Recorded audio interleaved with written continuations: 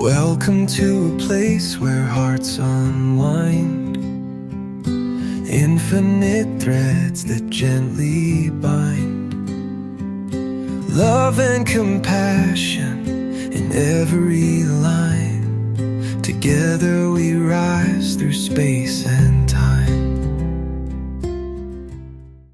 Hey, welcome back to Infinite Threads. I'm your host, Bob. It's hard not to feel it right now. That tightening feeling, that quick reaction, that sense that something isn't right and shouldn't be ignored. Anger has a way of rising fast in moments like these. Sometimes it shows up as frustration and sometimes as outrage. Sometimes as a quiet edge in the way that we see things and the way that we respond to people. And in many cases, it makes sense. There are things happening that deserve attention, things that feel unfair, things that challenge what we believe is right. Anger can be a signal, a way of saying this matters, a way of refusing to look away. But there's something else about anger that's harder to see when you're inside of it. It doesn't just point at what's wrong. It begins to shape how you see everything. It narrows the frame. It simplifies people into positions. It turns moments into sides. It makes it easier to react than to understand. And over time, if we're not careful, it becomes the default. Not just something we feel, but something that we live from. There's a difference between feeling anger and being carried by it. Feeling anger is human. It comes and goes.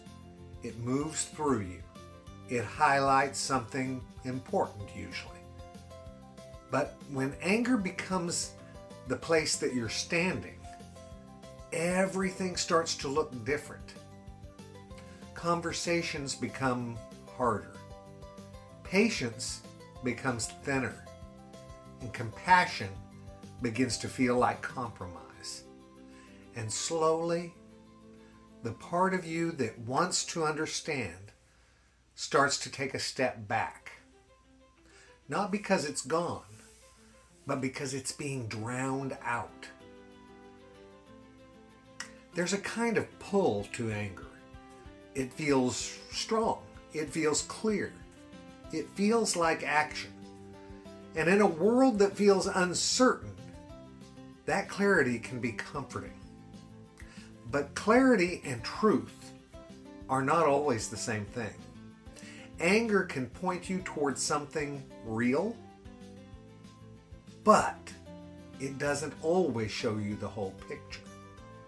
And if it becomes the only lens, well, you start to lose parts of yourself that you didn't intend to give up. Your ability to listen without reacting, your ability to see nuance, your ability to stay connected to people who don't see things the way that you do. Those things don't disappear all at once.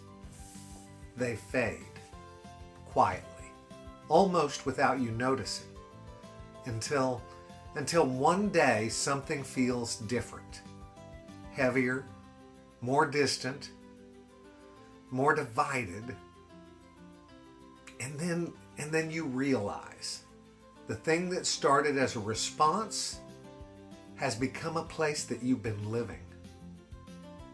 This isn't about pushing anger away. It's not about pretending you don't feel it. It's about noticing it. Noticing it without letting it take over everything else. About allowing it to exist without letting it define how you move through the world. There's a strength in that, really. Not in suppressing what you feel, but in choosing what to do with it. In letting anger inform you without letting it become you. Because you are more than your reactions, more than your frustration, more than the moment that you're in. And the way you hold that, especially now, matters. It shapes how you speak, how you listen, how you show up in a world that is already carrying enough tension. So if you feel that pull, that quick rise of heat, that urge to react, that sense that you need to push back immediately, take a moment. Not to ignore it, but just to see it clearly. To ask yourself where it's coming from, what it's pointing to, and what you want to do with it. Because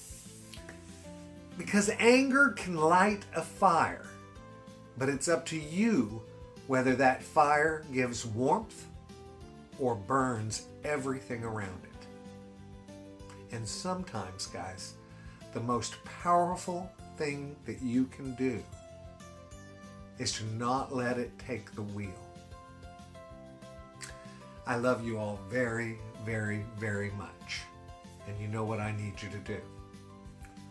Go out and pass that on, okay? Later, Gators. Talk to you soon.